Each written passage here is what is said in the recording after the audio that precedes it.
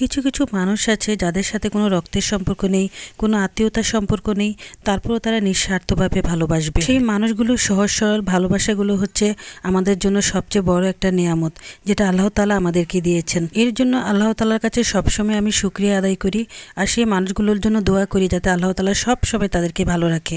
আসসালামু আলাইকুম, কেমন আছেন সবাই? আশা করি ভালো আছেন। আলহামদুলিল্লাহ, আমিও ভালো আছি। আজকে মুরগির গিলা কলিজা ভুনা করব। মুরগি যখন রান্না করি তখন বেশিরভাগই অবশিষ্ট অংশগুলো রয়েই যায়, আর সেগুলোকে অনেকগুলো হয়ে গেলে তারপর আমি একসাথে ভুনা করে ফেলি। আর এই ভুনা মাংসটা খেতে আমার ভীষণ ভালো লাগে। এখানে অবশ্য আমি কয়েক পিস মাংস টুকরো টুকরো করে ছোটো ছোটো করে দিয়েছি, একদম কলিজার মতো, যাতে খেতে একটু ভালো লাগে। তো যাই হোক, এখন আমি এগুলোকে ভুনা করে নিচ্ছি। আমি জানি আমার মতো অনেক আপুরাই আছেন যে এই খাবারটা অনেক পছন্দ করেন, আমিও কিন্তু খুব পছন্দ করি। আসলে প্রথমে যে কথাগুলো বললাম সেটা কিন্তু আমার কোনো আবেগের কথা নয়, সেটা হচ্ছে বিবেকের কথা। সত্যি বলতে এই মানুষগুলোর সাথে আমার কোনো রক্তের সম্পর্ক নেই, কিন্তু এই মানুষগুলো আমার সন্তানদেরকে এতটাই ভালোবাসে, কি বলবো আসলে। এই যে আমার হাজব্যান্ড এখন কেক নিয়ে এসেছে, তো ওর ভাইয়া দিয়েছে। তো ভাইয়া বলতে আসলে ও যেখানে চাকরি করে ওই বসের ছেলে। তো উনি আমার সন্তানদেরকে অনেক ভালোবাসেন, তো ওনারা সবাই আমার সন্তানদেরকে ভালোবাসেন। তো যাই হোক, এখন কেক পাঠিয়েছে, কি সুন্দর কেকটা দেখেন, কত ভালো লেগেছে। আমার ছেলে মেয়ে তো অনেক খুশি হয়েছে, আর এই খুশিটা দেখলে ওনারাও অনেক খুশি হয়ে যান। সত্যি বলতে একটা মানুষকে যখন সহজ সরলভাবে এভাবে ভালোবাসে তখনই আসলে মানুষ বেশি খুশি হয়, যখন তার আনন্দটা দেখে। তো যাই হোক, এখন কেকটা কেটে ওদেরকে দিচ্ছি, আর ওরা তো ভীষণ খুশি, কারণ এই কেকটা ওদের অনেক পছন্দ। এখন বাচ্চাদেরকে আমি কেকটা কেটে দিচ্ছি। তো এই কেকটা আসলে একটা ক্যারামেল কেক। এই কেকটা খেতে কিন্তু অনেক মজা। দেখেন ভিতরটা কত সুন্দর, কত লেয়ার লেয়ার দিয়েছে, আর ক্রিমে একদমই ভরপুর। অনেক মজা হয়েছে খেতে। তো যে আপু নিশ্চয়ই কেকটা বানিয়েছেন, উনি অনেক সুন্দর করে বানিয়েছেন। আপনারা আবার ভাববেন না যে আজকে আমার কারো জন্মদিন। তো জন্মদিন নয়, জন্মদিন ছাড়াও তো কেক খাওয়া যায়, তাই না? তাই এখন কেটে দেখালাম কতটা সুন্দর হয়েছে। আলহামদুলিল্লাহ, জীবনে ভালো খারাপ সব দিনগুলোর জন্য আসলে আলহামদুলিল্লাহ। তো আসলে খারাপ দিনগুলো এসে তারপরেই ভালো দিন আসে। তো ভালো দিনগুলো যিনি দেন, খারাপ দিনগুলো তিনিই দেন, আর তিনি আমাদের আসান করেন। তো এখন বিকেলবেলা, তো বিকেলবেলা এখন আমি একটু সিঙ্গারা বানাচ্ছি।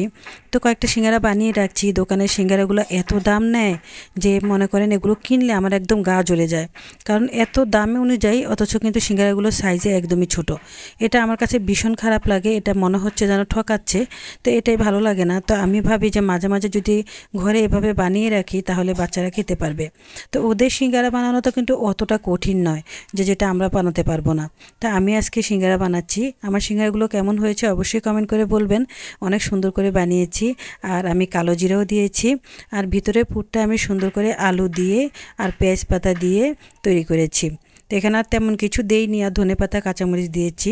তো খুব সুন্দর হয়েছে। এখন আমি কয়েকটা ফ্রোজিং করে রাখবো, আর কয়েকটা বাচ্চাদেরকে ভেজে দেব। শুধুই সিঙ্গারা বানাবো না, কয়েকটা পুরিও বানাবো, যেহেতু আলু পুরি আমার বাচ্চারা বেশি পছন্দ করে। তো এখন আমি সিদ্ধ আলু নিয়ে নিয়েছি, আর একটু ধনেপাতা কাঁচামরিচ দিয়ে দিলাম, দিয়ে সুন্দর করে বাস একটু গোলা গোলা করে নিলাম।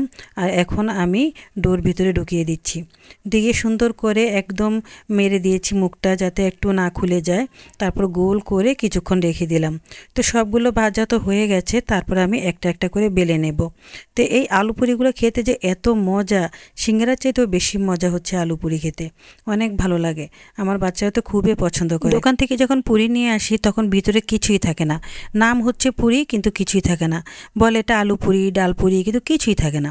সত্যি বলতে আসলে দোকানের খাবার আর বাসার খাবারের অনেক ডিফারেন্স। আমি চেষ্টা করি বেশিরভাগ সময় আমার বাচ্চাদেরকে বাসার খাবারটাই খাওয়াতে, তারপরও মাঝে মাঝে হয়ে যায়, মাঝে মাঝে দোকান থেকে এনে খাওয়াতে হয়। কিছু করার নেই, আসলে শরীরটা মানুষের সবসময় একরকম থাকে না। তো যাই হোক, এই যে আমি বেলে নিয়েছি, দেখেন কত সুন্দর হয়েছে। আর এখন বাচ্চাদেরকে একটু ভেজে দেবো। তার আগে আপনাদের কাছ থেকে বিদায় নিয়ে নিচ্ছি। ভালো থাকবেন, সুস্থ থাকবেন, আর আমার জন্য দোয়া করবেন। দেখা হবে আবার নেক্সট ব্লগে। আল্লাহ হাফেজ।